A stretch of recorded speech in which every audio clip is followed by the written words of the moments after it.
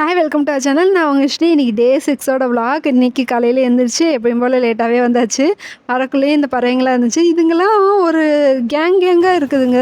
ஒரு 4 பறவையாக இருந்தாலும் ஒரு கேங்காக இருக்குது, ஒரு 10 பறவைங்க ஒரு கேங்காக இருக்குது. அந்த மாதிரி தான் கேங்காக இருக்குது ஒரு சில பறவைங்க. நான் இப்போ தான் நோட் பண்ணுறேன். இந்த பறவைங்களாம் என்ன ரகம்னே எனக்கு தெரியல. அதுங்க பாட்டு ஒரு கேங்காக வருது, அந்த கேங்காக தான் சாப்பிடுது, அந்த கேங்காகவே பறந்து போயிடுது. அதே மாதிரி நிறைய கேங்காக சுற்றிக்கிட்டு இருக்குங்க.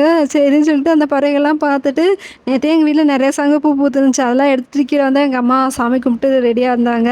அதுக்கப்புறமேட்டு இந்த விளக்கு ரொம்ப அழகாக இருக்குல்ல, க்யூட்டாக. அதுக்கப்புறம் அதெல்லாம் பார்த்துட்டு இந்த பறிச்சுட்டு அந்த பூ வச்சு ஏதாவது செய்யணுமே அப்படின்னு சொல்லிட்டு ஆர்வத்தில் இந்த இடியாப்பம் செய்யலாம் அப்படின்னு சொல்லிட்டு இறங்கிட்டேன். அது ஒரு மாதிரி டேல் ப்ளூ கலரில் இருக்குமா, சரின்னு சொல்லிட்டு அதுக்காக எல்லா ப்ராசஸும் பண்ணேன். அதெல்லாம் மண்டை மேலே இருக்க கொண்டையே மறந்த கணக்காக என்கிட்ட இருந்த பூக்கு கொஞ்சமாக மாவு எடுத்துருக்கணும். நான் நிறையா மாவு எடுத்தேன். கடைசியில் அந்த இடியாப்பம் வெள்ளை கலரில் தான் இருக்குது. இதுக்கு பேசாமல் பருத்தி மூட குடோன்லேயே இருக்கலாங்கிற கணக்காக தான் இருந்துச்சு. என்ன பண்ணுறது, ஆனால் இருந்துட்டு செஞ்சோம், சாப்பிட்டோம். அப்படி தான் நல்லா தான் இருந்துச்சு. இதோட டேஸ்ட் இன்றைக்கி வந்து என்ன சொல்கிறது, நல்லா தான் இருந்துச்சு. சாஃப்டாக இடியாப்பம் எல்லாருக்குமே வீட்டில் ரொம்ப பிடிச்சிருந்துச்சு.